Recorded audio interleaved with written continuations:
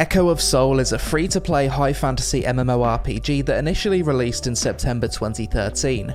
This is a traditional theme park MMO with a tab targeting combat system, a mix of PvP and PVE content, solo dungeons, pet and mount collection, group dungeons, raids, and a linear questing system with a main story enhanced by voice-acted cutscenes.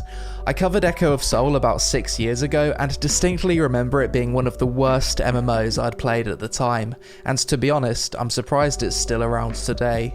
In this video we'll be revisiting the game to see if anyone still plays it, and if the game has gone through any fundamental improvements over the years. Echo of Soul, I'm kinda surprised that this game's still around. I remember playing this game for the first time like 6 years ago, and I remember it being quite a horrendous MMO. So it must have gone through quite a few updates, and maybe even a graphics overhaul to have survived this long. Let's see how it's holding up in 2022.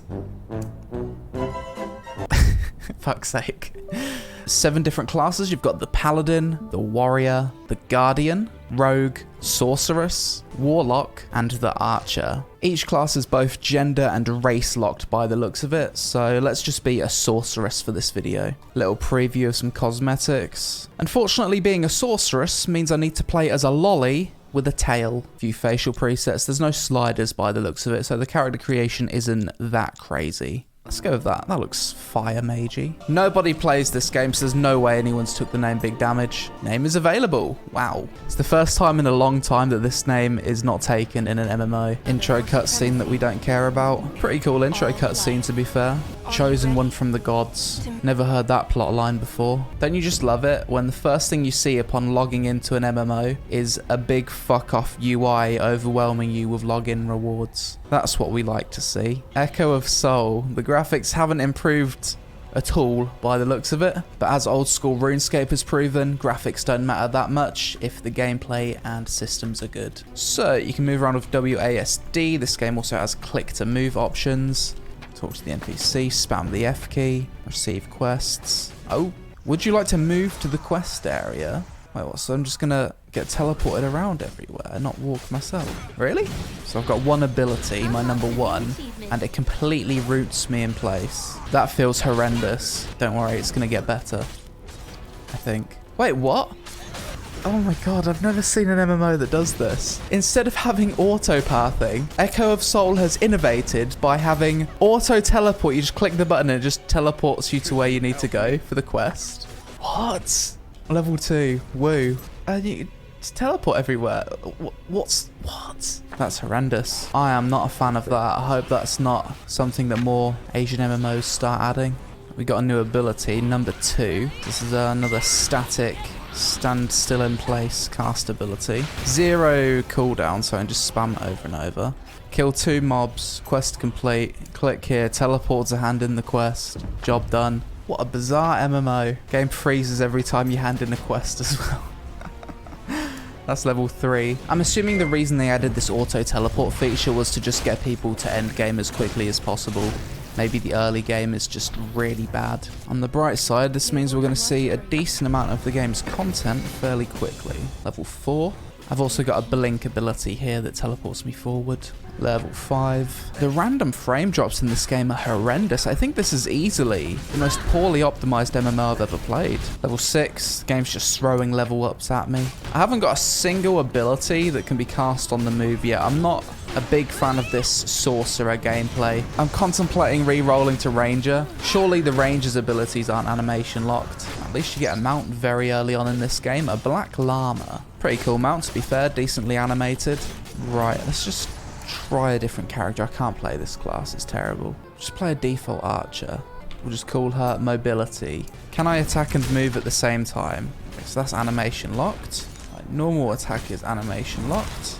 Number 3, animation locked. What the fuck? Who makes a ranger class and then has every ability as an animation locked? Okay, might as well go back to the sorcerer, I guess. Wait, what about melee? If you can't move and attack at the same time on a rogue, then I don't know what to say. The rogue class, please attack and move at the same time. No, you have to stop moving for him to bloody auto attack. That's so dumb.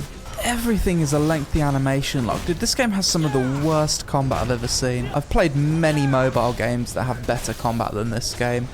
Not off to a good start, are we? This quest flow is so bizarre. It's like, I'm teleport somewhere, kill 2 monsters, hand in the quest, teleport somewhere, kill 2 monsters, rinse and repeat. Level 8. If your game has questing like this, you might as well just delete the leveling experience and just start people at endgame. It feels more like a mobile MMO than many other mobile MMOs I've played. The only thing it doesn't have is auto combat. Given how the current game plays, it wouldn't surprise me if that's coming in the next update. Level 10. Oh, we just got an outfit for reaching level 10, and now I am I don't know what I am. One thing that is kind of interesting about the combat is that there's almost no global cooldown at all. As soon as an ability is cast, you can instantly press the next thing. 0 global cooldown. So I guess later on, when you've got a lot more abilities, you can just spam your rotation super quick. So it might get more fun later. What's this? Level 12 dungeon. This seems to be an optional quest. Let's just do that. Solo dungeon. Recommended attack power 890. Yeah, they've definitely heavily streamlined the whole questing and early game experience.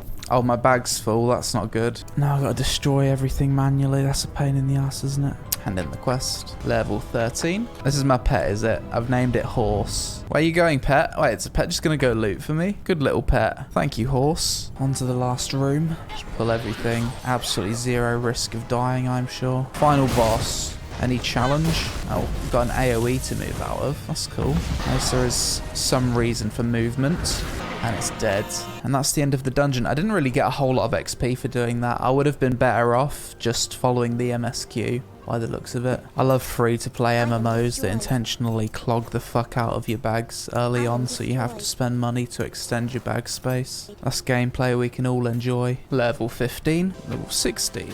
I also don't like that the game's given me a costume right off the bat, because it's kind of killed the sense of visual progression I get whilst leveling up. Alright, let's hide the outfit. That's better. Okay, so this is what I look like, is it? Collect bear droppings. That's a nice quest, isn't it? Jeez, like I'm leveling up every quest now. No idea what the max level is, but it's not going to take that long to get to. Level 18.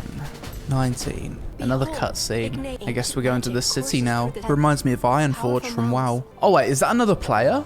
No way. Yo, people actually play this game. Another one. The highest level is level 99. Yeah, we're not playing it to max. I am genuinely shocked. I didn't think a single other player would be playing this game for some reason. I didn't see anyone else in the starting area. It's only since coming to the city where I'm seeing other players. Nice.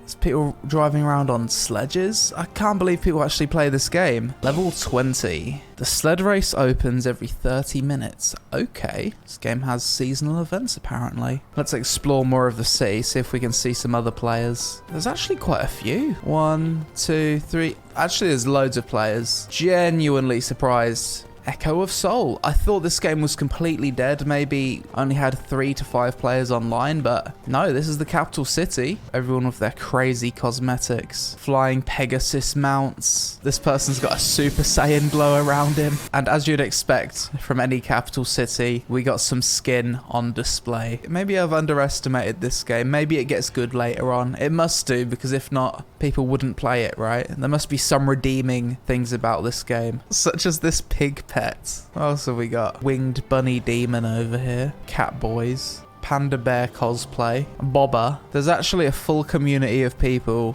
that play this game. Got a little bit of ERP going on here, have we? Onwards we go with the questing, I suppose. Here we go. It was only a matter of time. We've encountered the spider zone.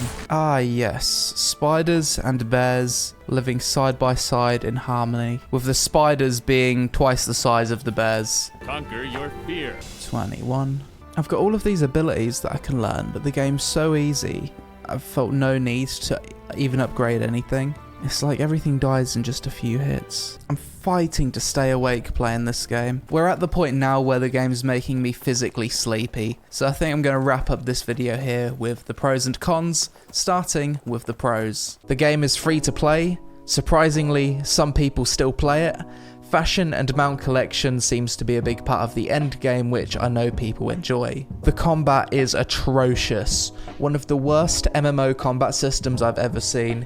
Every ability roots you in place, there's zero fluidity to it, and it serves as a great example of what not to do when making an MMO combat system. I'm kinda used to auto-pathing from Asian MMOs now. I'm not a fan of that in most cases, but Echo of Soul has auto-teleport, which is the most bizarre and backwards thing I think I've seen from an MMO in a long time.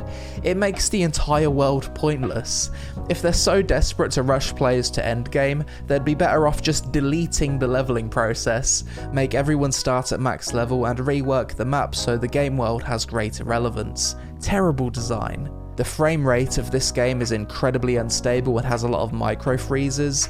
Visually, the graphics are very outdated, gender and race locked classes, and as a free-to-play Eastern game published by Gamigo, there's obviously going to be some cash shop fuckery at endgame. Overall, I couldn't think of many pros for this game, and I'm surprised it's still running. I find it quite depressing that games such as WildStar and Warhammer Online were shut down relatively quickly, whilst trash like this continues to exist. What baffles me even more though is why someone would choose to play Echo of Soul over literally anything else. My theory for that is that we live in a simulation and this was some kind of glitch in the Matrix, because nothing makes sense to me anymore. But that's it for this video guys. As always, let me know your thoughts on this masterpiece of an MMO in the comments below, and also help me out with some suggestions for MMOs to cover this year. Social media links on screen. Thanks for watching, I hope you all had a successful day, and I'll see you again in the next one.